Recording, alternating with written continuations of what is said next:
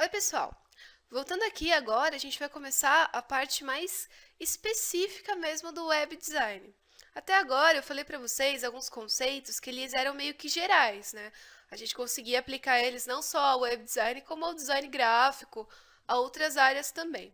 Mas agora eu vou falar para vocês de coisas bem mais específicas, que são da área mesmo do web design, e que vocês vão ver que vão ajudar muito vocês na hora de construir principalmente layouts e até mesmo a estrutura dos sites.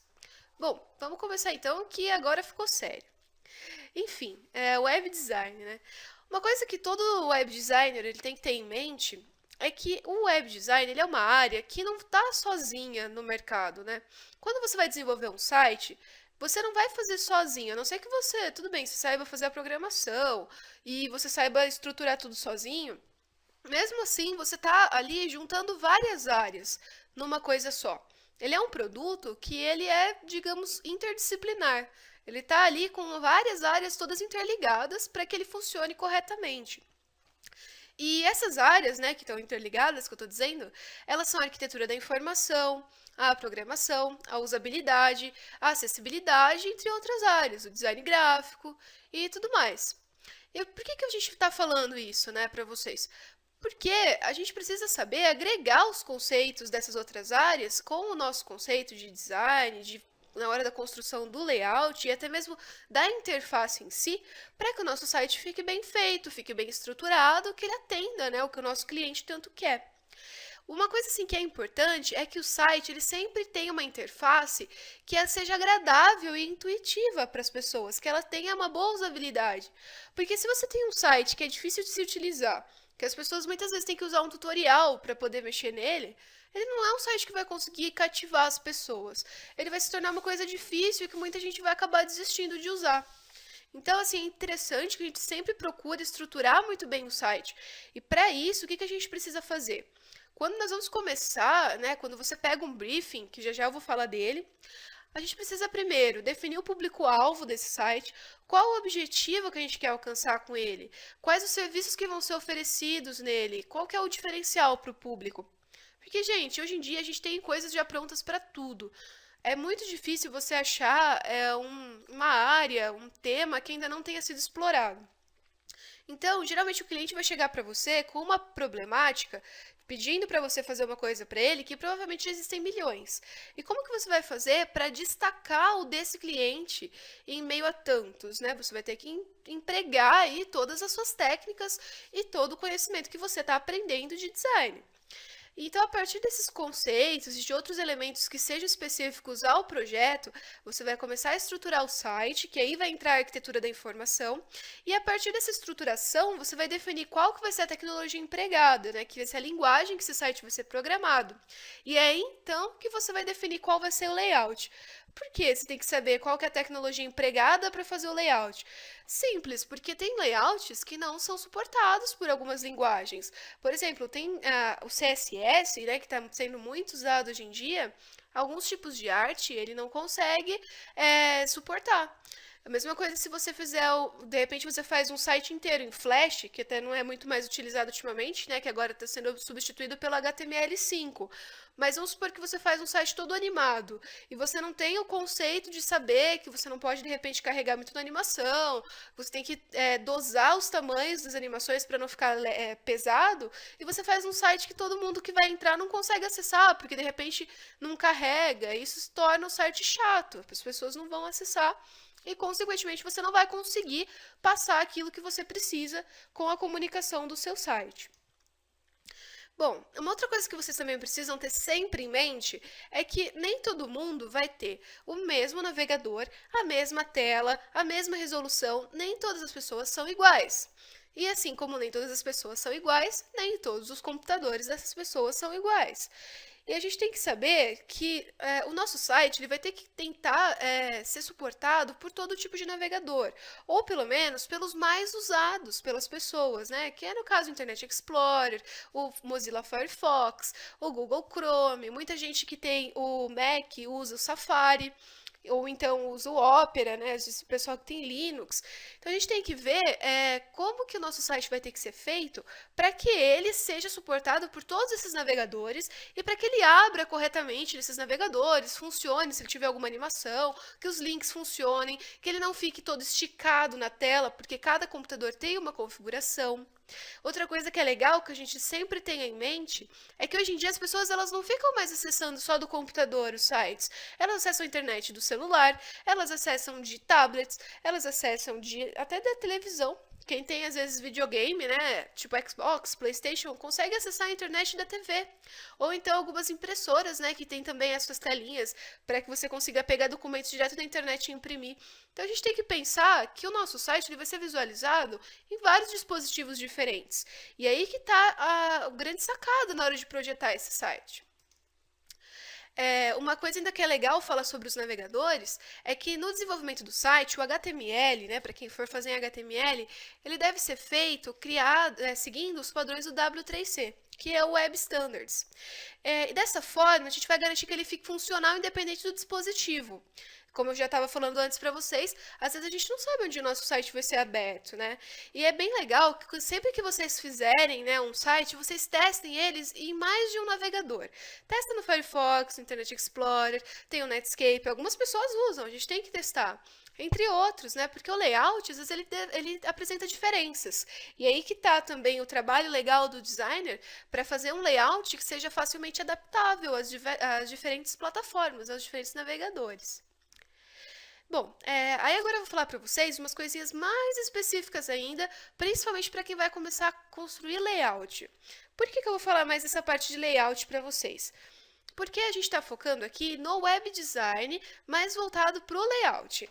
A parte da programação, vocês vão ter aqui na formação com os outros professores que vão falar para vocês certinho quais são as partes específicas de cada do site, como que vocês vão fazer a programação dessas partes específicas.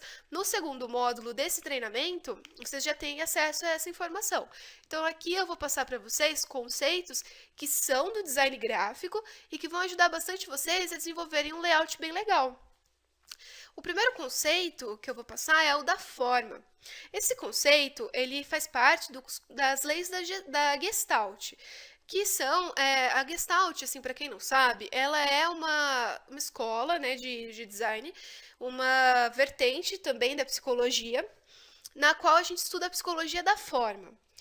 Basicamente, a gente vai estudar como a forma influencia as pessoas. Você fala assim, mas por que eu preciso saber disso? Eu vou falar para vocês a definição da lei da pregnância da forma, e aí eu já explico por quê. A pregnância da forma é também chamada da lei da simplicidade. Ela dita que os objetos em um ambiente são vistos da forma mais simples possível. Quanto mais simples, mais facilmente eles são assimilados. Então, por exemplo, se você tem um quadradinho desenhado assim, o que o nosso cérebro vê é isso aqui, um quadrado inteiro. E por que eu estou falando isso para vocês? De repente, quando vocês vão desenvolver um layout ou até mesmo estruturar um site, você pensa nele de uma forma que, de repente, as páginas abrem de um jeito diferente.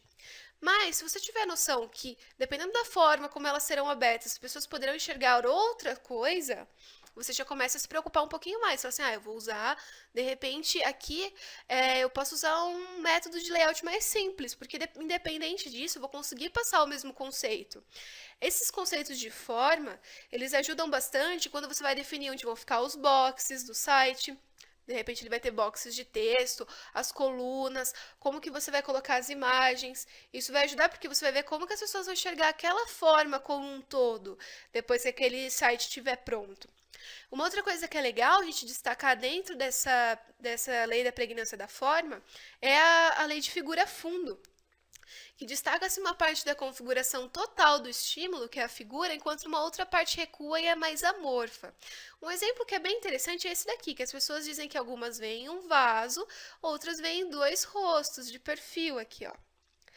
Isso daqui é bem legal, de repente, você utilizar para fazer um layout diferenciado. Você consegue brincar com isso, de repente fazer uma animação, uma coisa que você está olhando, ela vai aproximando, vai formando outro desenho. É bem interessante também.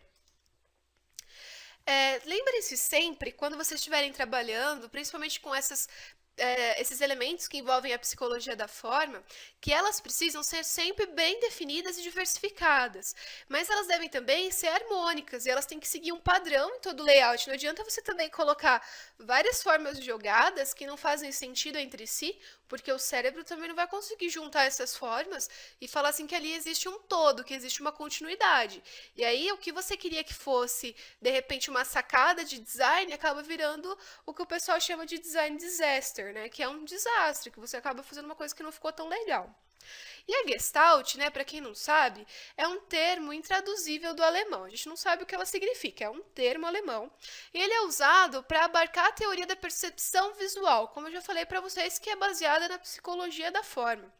Aprendendo a analisar as manifestações visuais e os objetos que estão ao nosso redor, a gente começa a compreender o porquê que algumas formas agradam e outras não.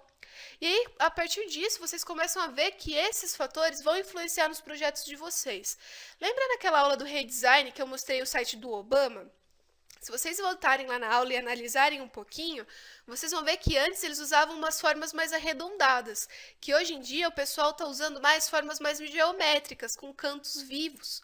Agora, por que está acontecendo isso? É uma tendência. Assim como existia naquela época a tendência de se usar cantos arredondados, de se usar formas mais arredondadas em geral, hoje em dia o pessoal está prezando mais pela simplicidade, pelo minimalismo, formas mais geométricas. E por que isso? Isso transmite um pouco mais de seriedade, de repente dá um ar mais adulto, mais corporativo. Isso são várias coisas que a Gestalt vem mostrar pra gente. De repente, coisas mais arredondadas, cores mais claras, remetem a uma coisa um pouco mais infantil, mais informal. Então, isso que é legal, a gente começar a prestar atenção nos detalhes. Vamos continuar mais um pouquinho. Uma outra coisa que é muito interessante, muito bom que vocês estudem sempre, principalmente para desenvolver um site, é cor. Por quê? Porque a cor, ela consegue passar pra gente diferentes emoções e estados de espírito. Você fala, ai, que coisa meio estranha, né? Não, gente, cor influencia e muito. De repente você olha uma arte, a cor dela não te agrada. Não adianta, aquilo não te prende. Muitas cores, elas têm uma psicodinâmica. Na verdade, todas as cores têm uma psicodinâmica. Elas mexem com o nosso psicológico. E o que é o nosso grande desafio também como designers é saber trabalhar essas cores de um modo equilibrado e que tragam pra gente aquilo que a gente quer passar. Cada cor ela transmite uma informação, uma sensação, uma emoção diferente. E isso tudo varia também de acordo com as pessoas, de acordo com regiões, com culturas. O público-alvo ele é muito mutável. De repente, uma coisa que para mim aqui, uma cor, por exemplo, um vermelho, de repente, para mim, ele não simboliza nada, ele é só um tom que me traz, assim, uma sensação, por exemplo, de comida, essas coisas. Mas, de repente, em outro país, ele pode significar uma coisa meio pejorativa. Então, a gente tem que tomar muito cuidado. Porque na internet, os nossos sites, eles vão estar visíveis para o mundo inteiro. Eles não vão ser acessados só por um público específico. Então, essa é outra coisa que a gente tem que ter sempre muito cuidado na hora de escolher, que são as paletas de cores. Para elaborar uma paleta de cores com equilíbrio, é importante que a gente sempre saiba trabalhar as combinações cromáticas. As combinações cromáticas, eu não vou entrar assim muito em detalhes para vocês, mas elas têm a ver com essa figura aqui, ó, que é a roda das cores. Existem vários tipos de combinações cromáticas. Aí quem quiser se aprofundar um pouquinho mais, eu posso indicar um livro, um material. E voltando a falar mais um pouquinho, eu também tenho essa parte de aula de cores, teoria das cores, lá na formação de design. O layout para web, ele deve ser sempre feito em RGB. Eu já vou falar para vocês o que é RGB, tá aqui do lado. Mas, quando você às vezes vai mostrar para o cliente, você tem que fazer esse layout no padrão CMYK, porque esse layout vai ser impresso. E aí você vai falar assim para mim, mas Mari, dá diferença de cor na hora que eu mostro para ele impresso, porque ele está em CMYK, e na hora que eu mostro para ele no computador. Aí é legal que você tenha realmente conhecimento de design para você explicar isso para o seu cliente. Fala assim para ele, olha, eu fiz esse daqui nesse padrão de cores, que está com os tons mais próximos possíveis do que vai ser visto na tela. Não é o mesmo tom, porque o sistema de cores é diferente, mas eu quis fazer nesse sistema para te mostrar, para que você tivesse uma boa noção do que vai ser feito e visse com qualidade, né, impresso, o que você vai ver na tela do computador. E o que são, né, esses sistemas de cores RGB e CMYK? O RGB, ele é o sistema de cores que é usado nos meios digitais. Ele é baseado no sistema de cores aditivas, porque o nosso computador ele é formado de várias luzinhas, que são os pixels. E os pixels eles são formados pelas três cores básicas, que são o red, né, que é o vermelho, o green, que é o verde, e o blue, que é o azul. Por isso se chama RGB. Então, todos os recursos eletrônicos e todos aparelhos eletrônicos que têm uma tela de visualização, eles são em sistema RGB. O que é o CMYK? Ele é um sistema de cores que é subtrativo. As cores elas não vão se agregando para formar outras cores. Elas vão, na verdade, quando elas vão se agregando, elas vão formando a não cor, né, que é o preto. Elas vão ficando, não é que não cor, mas a adição de todas as cores. E a ausência dos pigmentos vai formando a não cor, que é o branco. O CMYK, ele tem esse nome porque ele é formado pelo ciano, né, que é o cian, o magenta, também conhecido como magenta, amarelo, que é yellow, e o preto, que é o black. Então, ele é o CMYK. Ao invés deles colocarem CMYB, ficou CMYK, porque o K é o do black na escala das gráficas.